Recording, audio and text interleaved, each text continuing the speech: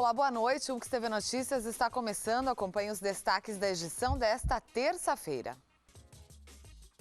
Infiltrações nas paredes de prédio construído através do programa de arrendamento residencial incomodam moradores de um loteamento de Caxias do Sul.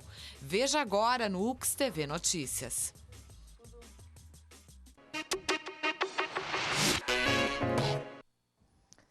Moradores de um loteamento residencial localizado na estrada da Terceira Légua, em Caxias do Sul, reclamam de infiltrações nos apartamentos.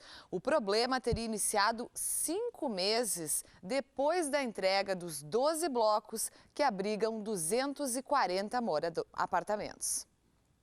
Sandra mostra com pesar as infiltrações nas paredes do apartamento. Aqui na sala, o reboco está caindo por causa da umidade. O meu ainda não é o pior.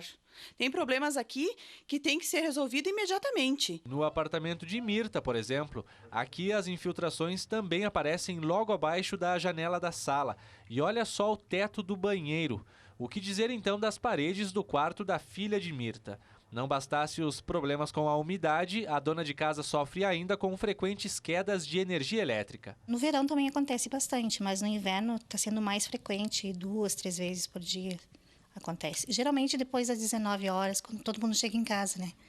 Que aí todo mundo liga aquecedores, todo mundo vai para o banho na hora do pico. Este arquiteto, integrante do Conselho Regional de Engenharia e Arquitetura, acompanhou nossa visita ao apartamento de Dolores, outro que teve a estrutura afetada pelas infiltrações. Isso aí é problema de infiltração que vem do exterior, que vem da chuva, do tempo, da parte externa, que vem para o interior, considerando inclusive que o material que deve ter sido aplicado, que tinta, estava observando, não é uma tinta de boa cobertura, é uma tinta simples. São patologias que acontecem principalmente, neste caso, é problema de sistema construtivo do prédio e do material aplicado no acabamento dele. E a vendedora tenta de tudo para escapar do mofo. Pano não dá para passar, porque se tu passar o pano, cai tudo a tinta. É o borrifo que boa pura, para amenizar um pouco a situação, né?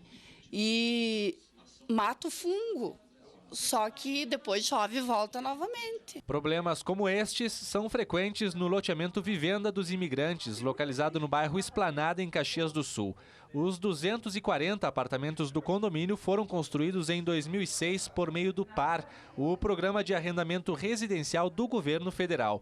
Por aqui, as infiltrações apareceram cedo, 5 meses depois que os apartamentos foram entregues aos moradores. Há 2 anos, os arrendatários abriram processo no Ministério Público Federal. Após vistorias nos apartamentos, o órgão declarou que não há irregularidades na contratação e na prestação dos serviços. O inquérito ainda não foi concluído, mas, segundo a Procuradoria da República, caso comprovado que as falhas estão na construção do prédio, a responsabilidade cai toda sobre a América Brasil Empreendimentos, que executou a obra.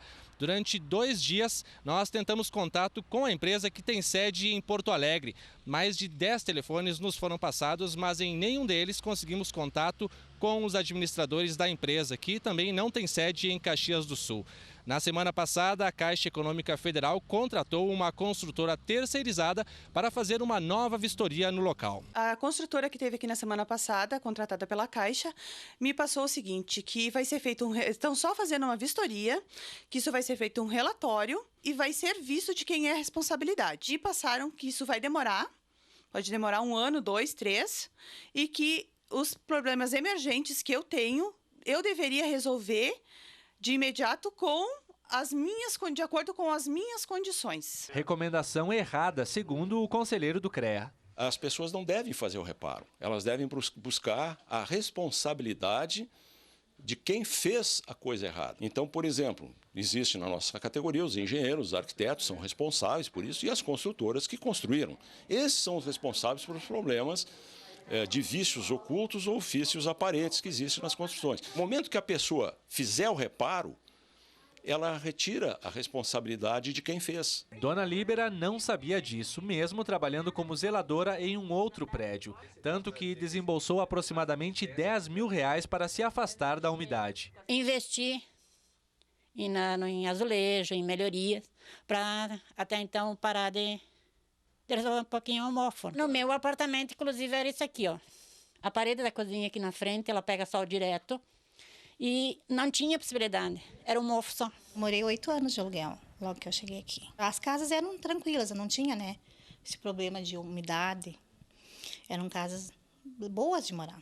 E o sonho da nossa casa própria virou um pesadelo, porque a gente só tem prejuízo, tem doença, né, porque a minha filha tem problema de rinite, está sempre doente. Uma situação muito complicada mesmo. Eu recebo agora o repórter Jefferson Ajeitos, que está acompanhando este caso de perto, né, Jefferson? E é importante agora que a gente tente, pelo menos, esclarecer para quem está em casa de quem, afinal, é a responsabilidade por essas infiltrações, esses problemas que começaram a aparecer apenas 5 meses após a entrega dos apartamentos, e a gente fica se perguntando quantas pessoas não estão passando pela mesma situação. Pois, parece que é um caso típico de uma construtora que sumiu, pelo menos momentaneamente sumiu do mapa. Pois é, né? Foram vários números de telefones. Muitos números de telefone. Nós tentamos muitas vezes, desde ontem, segunda-feira, conversar com o pessoal da construtora, que é apontado como principal responsável por estas falhas aí na construção. E não conseguimos, né? E conversando com o pessoal da área de arquitetura e engenharia, descobrimos que no Brasil está se tornando bastante comum, pelo menos outros casos acontecendo, de construtoras que desaparecem logo depois da entrega dos lotes. Nossa. Isso talvez para tentar fugir de qualquer problema, O né? barato Da que sai muito responsabilidade. caro, né? Bom, hoje à tarde eu conversei direto com o Ministério das Cidades, que é o órgão do governo federal responsável pelo programa, né, o Programa de Arrendamento Residencial. E o pessoal da assessoria de imprensa do Ministério das Cidades disse que a responsabilidade é sim do Ministério. Mas no caso de problemas, que foi como esse que nós vimos na reportagem, a responsabilidade passa diretamente para a construtora. É a construtora, neste caso a América Empreendimentos, quem tem que responder por estes problemas, já que se tem um prazo de 5 anos, que é chamado prazo de garantia, no qual durante 5 anos a construtora deve responder pelos problemas. E este prazo encerra só no mês de outubro. E as pessoas têm algum contato no Ministério das Cidades, as pessoas que estão se sentindo lesadas? Tem sim, porque como eu disse para o pessoal do Ministério das Cidades que nós tivemos muita dificuldade de contatar o pessoal da construtora, eles passaram um e-mail para nós, que é o snh-dhab@cidades.gov.br, que é o e-mail para qualquer pessoa que se sentir lesada por construções feitas por meio de programas de habitação do governo federal. Mandem e-mail para esse aí para tentar se encaminhar essas soluções. A Caixa Econômica Federal, nesse caso, então, nós também tentamos, né? Entramos em contato com a Caixa. Conversamos com o pessoal também da assessoria de imprensa da Caixa, que afirmaram praticamente a mesma coisa que o Ministério das Cidades. A responsabilidade é da construtora até o mês de outubro, que é quando se encerra o prazo de 5 anos da garantia destes apartamentos. É importante, então, que sirva de alerta, não é, Jefferson, essa situação lamentável, né, que esses moradores estão passando. Para outras pessoas, a gente reforça aqui que essa reportagem ela foi feita a partir de uma denúncia da dona Dulce, que é moradora, né, de um desses blocos. Exato. Lá do loteamento.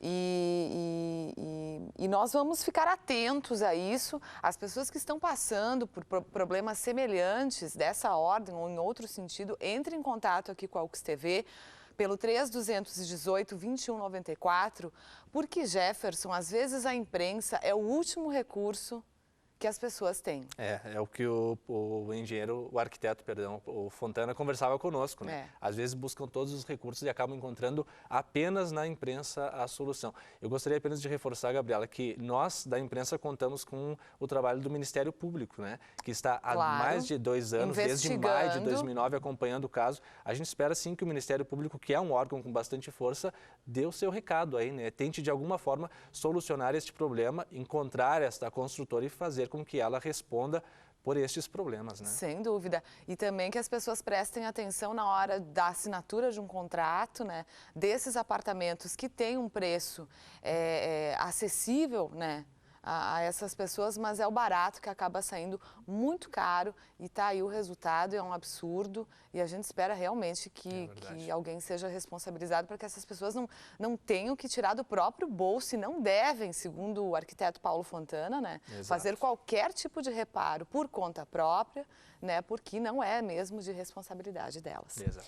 Jefferson Ajeitos, muito obrigada pela sua participação aqui no UX TV Notícias. Nós voltamos depois do intervalo com a tendência do tempo para esta quarta-feira. O Hospital Geral de Caxias do Sul recebeu melhorias na estrutura do bloco cirúrgico. Benefícios conquistados através de convênios com 4 empresas da cidade.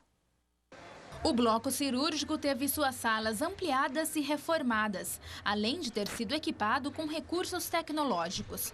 Com a parceria privada, o Hospital Geral entrega à população salas com equipamentos modernos, cumprindo as normas do Ministério da Saúde. O investimento foi de R$ 520 mil.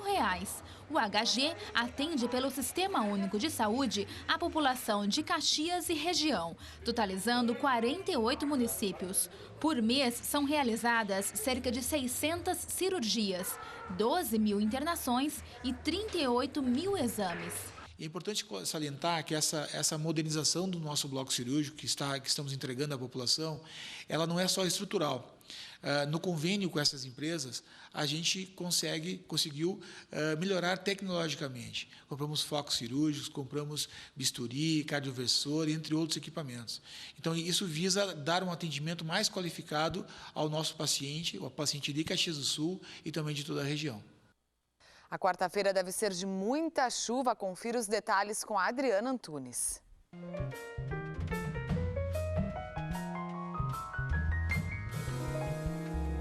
E volta a chover nesta quarta-feira em praticamente todo o Rio Grande do Sul. Aqui na Serra, nós temos boas chances de ter um alto acúmulo de chuva, com possibilidade de alagamento em algumas regiões. As temperaturas é que permanecem amenas. A mínima amanhã em Caxias do Sul deve ser de 11 graus e a máxima em Porto Alegre deve chegar aos 18. Nós vamos repetir o e-mail do Ministério das Cidades para as pessoas que estão enfrentando algum tipo de problema em apartamentos do programa de arrendamento residencial do governo federal ou de outros programas de habitação do governo federal. Anote, é snh-dhab@cidades.gov.br. Você também pode entrar em contato aqui com a UX TV pelo 3218-2194.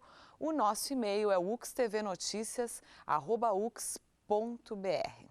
Hoje nós ficamos por aqui. Uma boa noite para você e até amanhã.